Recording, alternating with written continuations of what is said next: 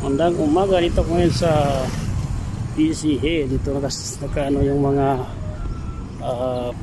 lahat ng fraternity, yung mga signboard nila, mga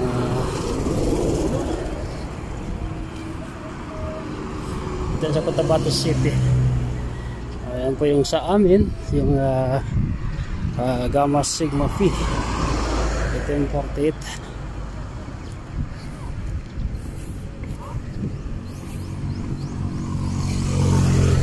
Ayan.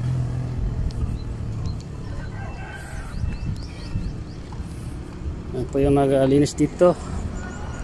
Mga sadyante ata to.